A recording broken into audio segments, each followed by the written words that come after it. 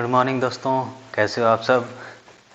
Last video में हमने ratio की थ्योरी की थी और आज हम कुछ प्रैक्टिस करने वाले हैं रेशियो के कुछ एडवांस क्वेश्चन। पिछली वीडियो में इजी क्वेश्चन किए थे, आज थोड़े एडवांस क्वेश्चन हैं। तो फर्स्ट क्वेश्चन हमारा क्या कहता है कि the ratio of first and second class fares between two railway station. कोई हमारी ट्रेन है, कोई एक पॉइंट से दूसरे पॉइंट पे जा रही है, ये रेलवे स्टेशन है, ये रेलवे स्टेशन है। तो इसमें जो ट्रेन के जो बॉक्सेज है ना, उनमें क्लास है अलग अलग, जैसे एक लोअर क्लास है, एक हाई लेवल क्लास है, तो उनका अलग अलग फेयर अलग है, मतलब हर टिकट का प्राइस अलग है। जैसे ए वाली लोअर क्लास है तो इसका मान लो 200 रुपये है, और बी दूसरी क्लास है तो उसका फेयर 20 रुपये है। इस तरह से दिया गया है। दो हमारे क्या हैं, फर्स्ट और सेकंड क्लास हैं, और दो रेलवे स्टेशन के बीच का 4:1 में पैसेंजर ट्रैवल करते हैं। तो फर्स्ट में अगर 4 रेशो ट्रैवल कर रहे हैं तो सेकंड जो है हमारी क्लास में 1 रेशो, मतलब जो पैसेंजर है वो ट्रैवल कर रहे हैं by the first and second classes is. एक बार कंप्लीट क्वेश्चन रीड कर देता हूँ आपके लिए। The ratio of first and second class fares between two railway station is 4:1, ठीक है। And that of railway passengers travelling by first and second class is 1:40। On a day rate 1100 are collected as total fare. हमें बताना है कि the amount total collected from the first classes. देखो क्या है कि हमारी दो क्लासेज हैं, ए और बी, कुछ भी मान सकते हैं हम। उसमें जो है क्लासेज में फेयर जो है, किराया जो है, फर्स्ट की ट्रेन का किराया है 4 रेशो, सेकंड वाली का 1 रेशो। तो इसको थोड़ा तरीके से लिख लेते हैं। ये हमारी क्लास ए है और एक क्लास बी है, ठीक है। हमारा फेयर का किराए का रेशो दे रखा है 4:1, ठीक है।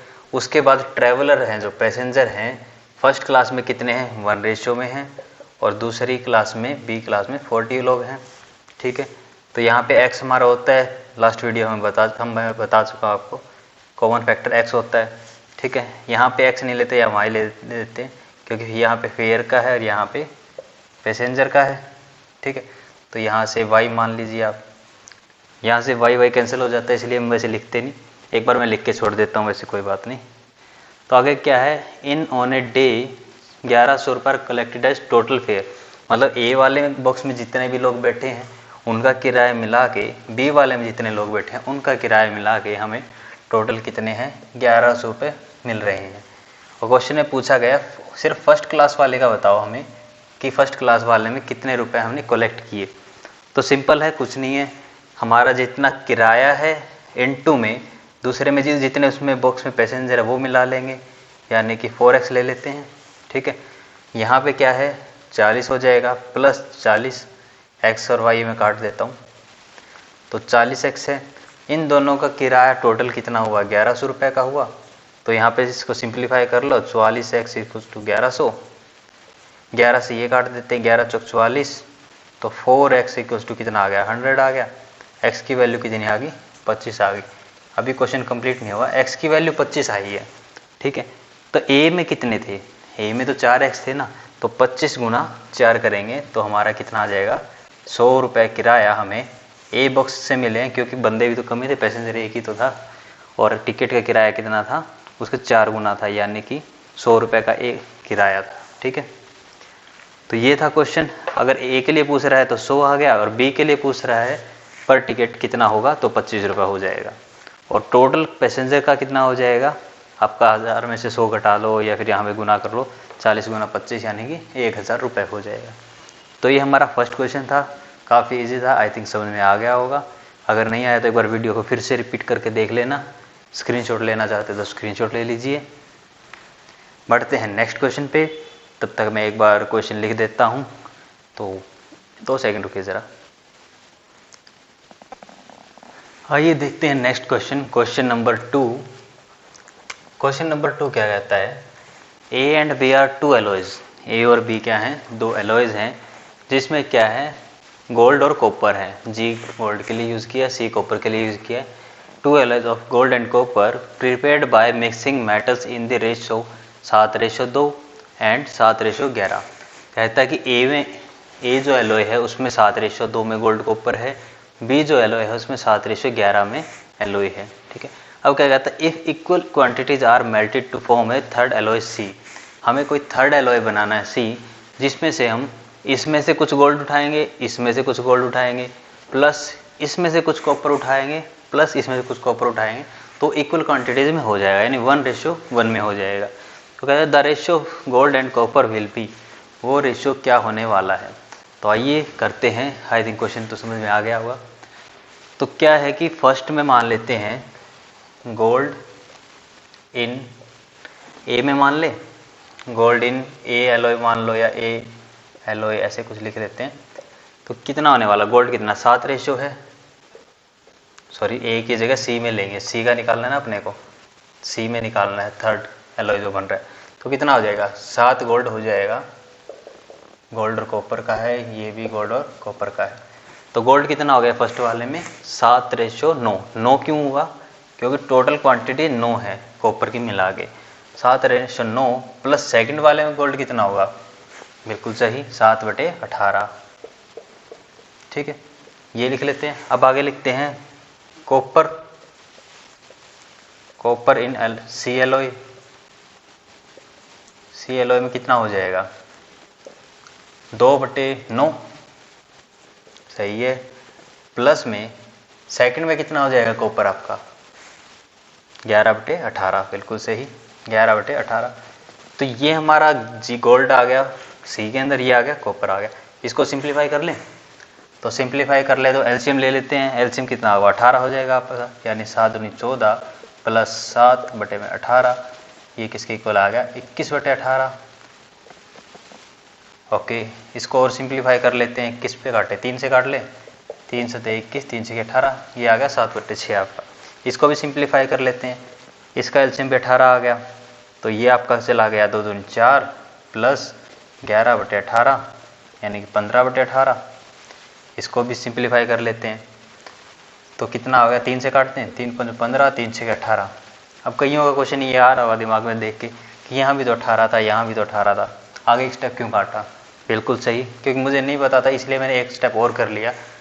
आप यहाँ से भी कर सकते थे और आप इससे भी कर सकते हैं, जो आप यूज़ करोगे वो बिल्कुल ठीक है।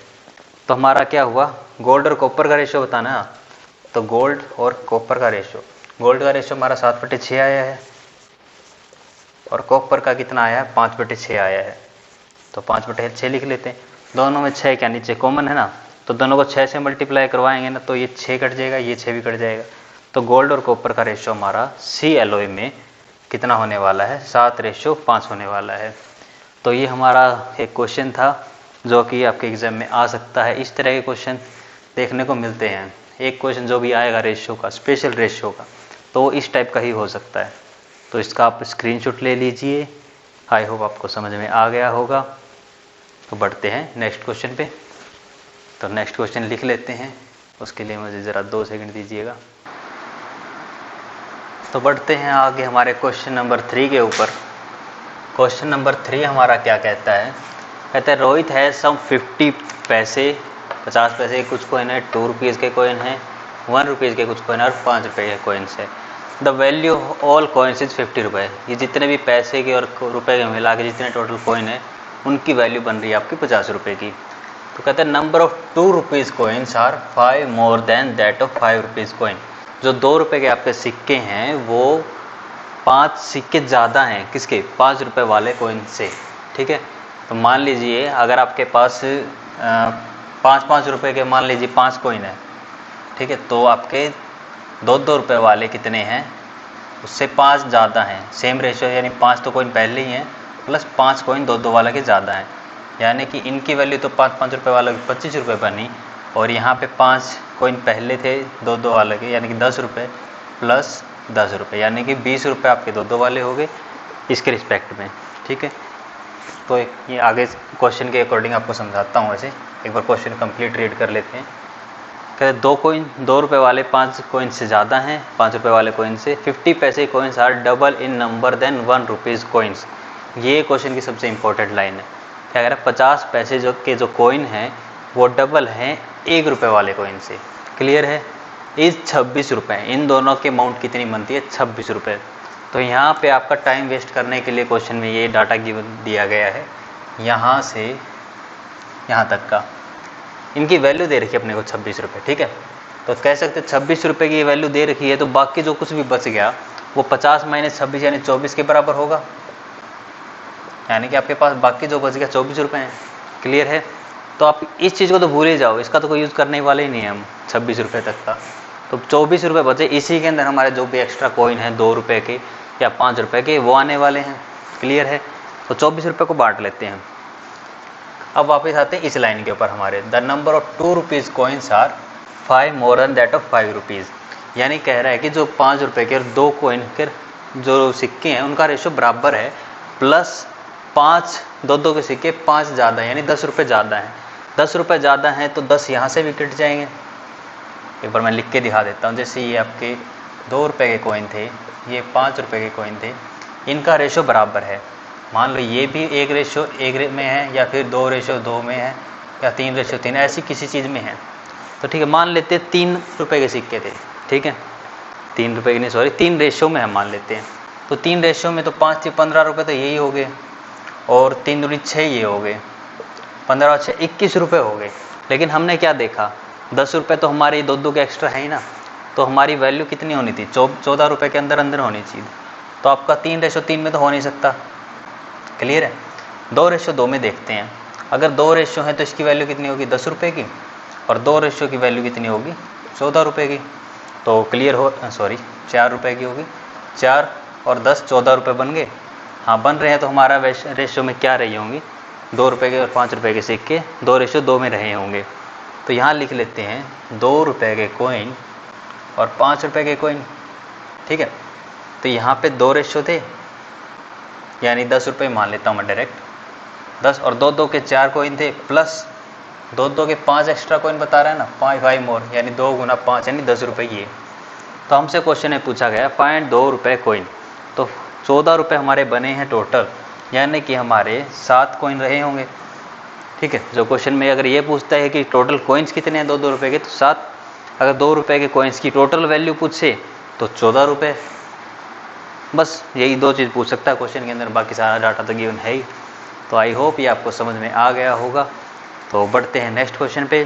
तो नेक्स्ट क्वेश्चन को मैं लिख लेता हूँ।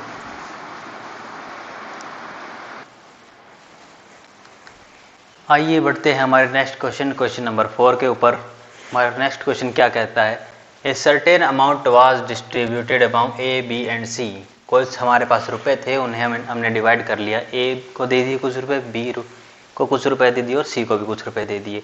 किस रेशियो में, इस रेशियो में 2:3:4 में। बट वाज एररनेसली यानी गलती से डिस्ट्रीब्यूटेड इन दी रेशो, इस रेशियो में गलती से उनको दे दिया। देना तो था 2:3:4 में, लेकिन दे दिया कितने, 7:2:5 में। तो इससे क्या हुआ, as a result of this b gets 40 rupees less.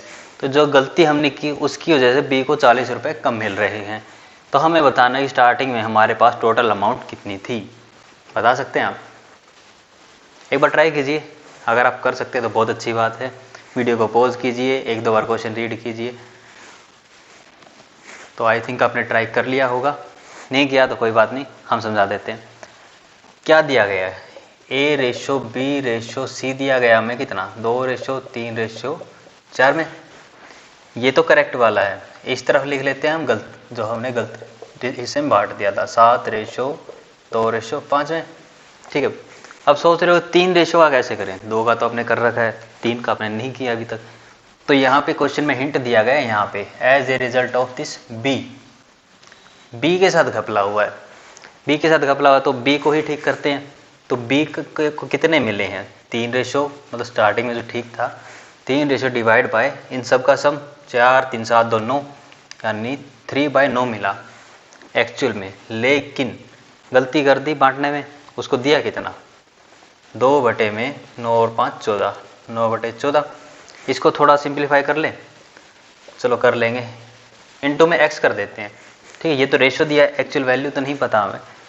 तो इस रेशो के इनटू में x करके इन दोनों का डिफरेंस हमें 40 दिया गया, करेक्ट है।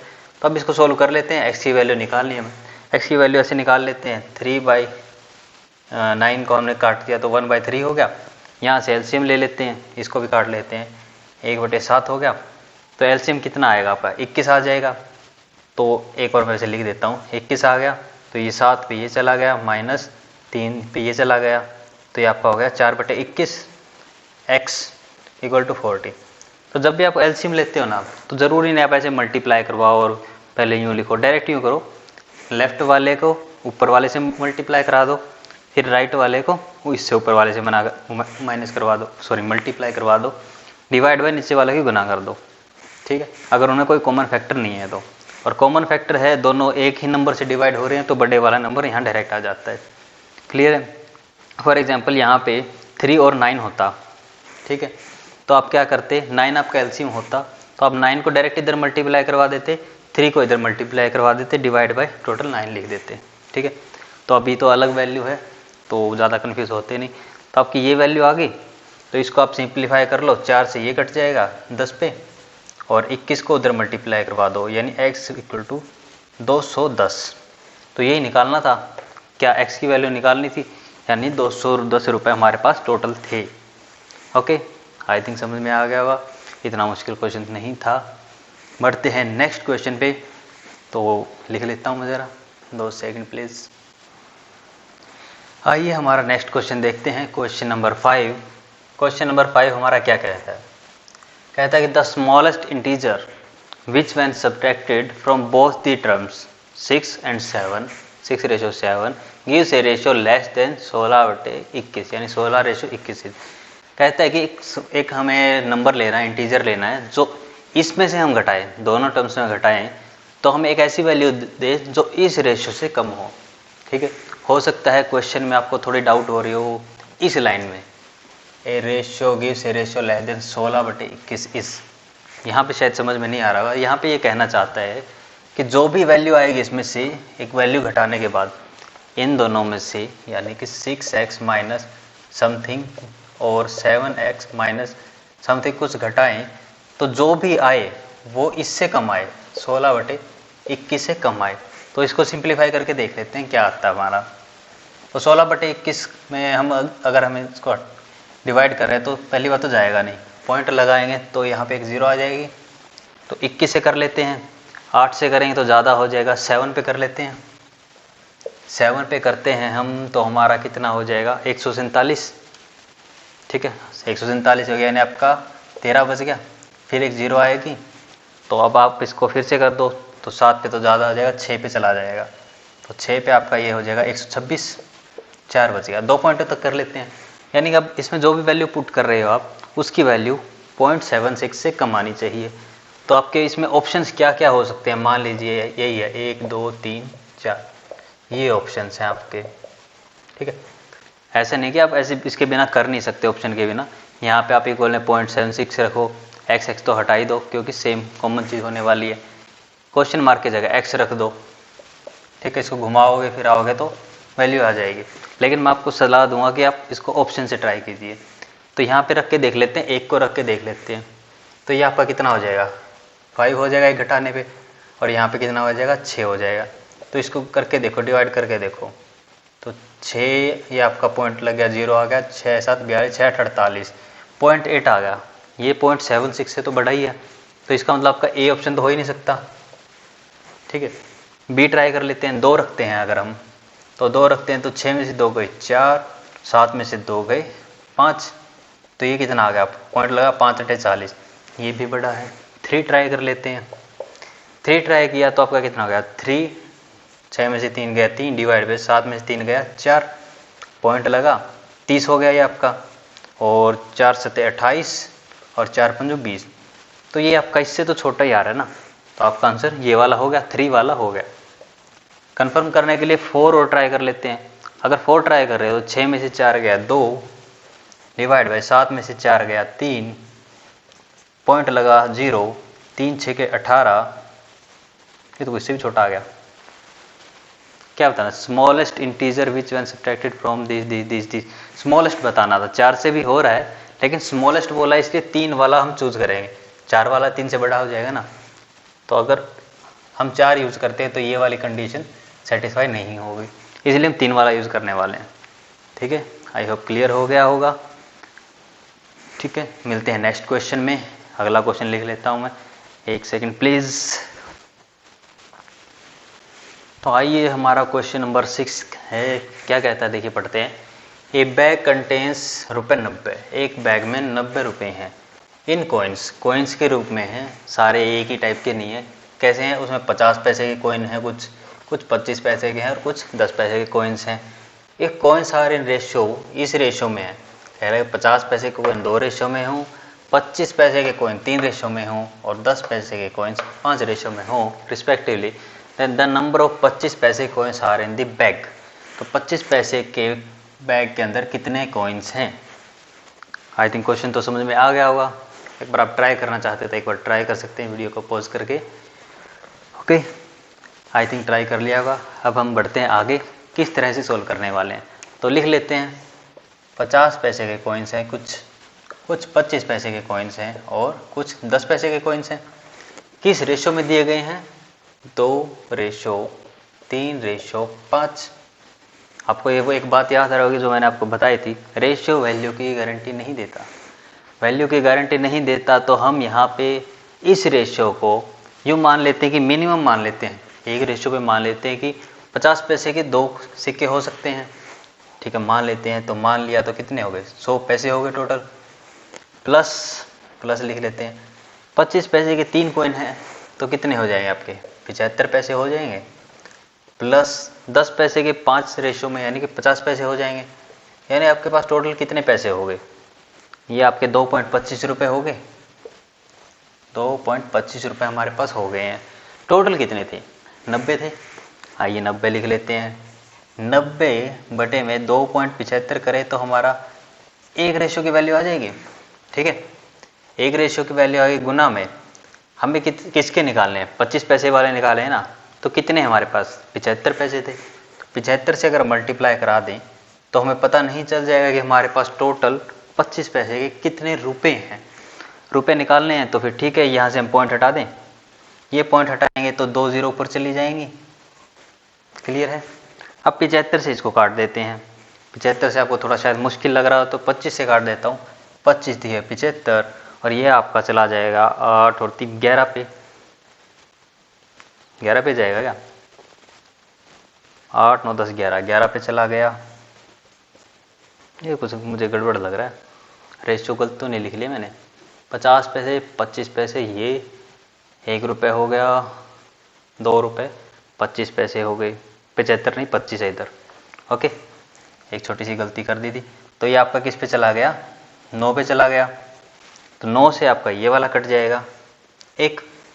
ठीक है, यानी कि आपके पास कितने हो गए, 3000 हो गए। कितने पैसे हो गए। अब 100 से डिवाइड कर दोगे तो रुपए आ जाएंगे। तो रुपए कितने हैं हमारे पास, 30 रुपये हैं। किसके, 25 पैसे कॉइन वालों के। ठीक है, तो 1 रुपये में हमें पता है कितने 25 पैसे कितने पेयर आते हैं, 4 पेयर आते हैं।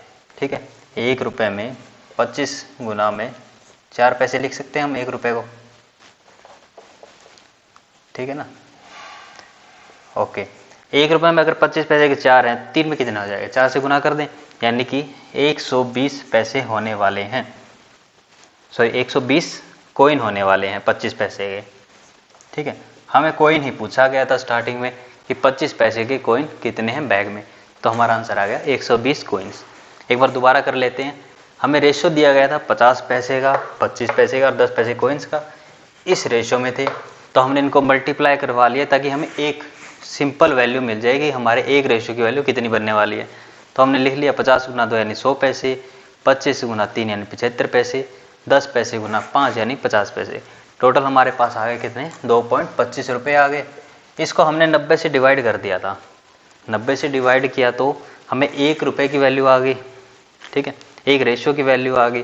गुना में 75 पैसे कर दिया तो हमें 25 पैसे वाले कोइंस की टोटल रुपए पता चल गए। रुपए पता चल गए, इसको सिंप्लीफाई किया, काटा तो 30 रुपये हमारे पास आ गए। 30 रुपये 25 पैसे के अकॉर्डिंग हम देखें तो 30 रुपये में कितने 25 पैसे के कोइन आ सकते हैं। तो हमने देखा कि हमारे 120 आने वाले यानी 4 गुना होने वाले हैं। तो 120 कोइंस हमारा आंसर आ गया। आई होप आपको समझ में आ गया होगा। मिलते हैं नेक्स्ट वीडियो में, आज के लिए सिर्फ इतना ही। तो आगे भी कुछ बढ़िया मतलब बहुत सारे क्वेश्चन प्रैक्टिस करने वाले हैं। तो मिलते हैं नेक्स्ट वीडियो में। वीडियो को लाइक कर देना, चैनल को सब्सक्राइब कर देना अगर आप चैनल पर नए हैं, और जितना हो उसके वीडियो को शेयर कीजिए और सपोर्ट कीजिए हमें। Thank you so much. Tata bye bye, take care.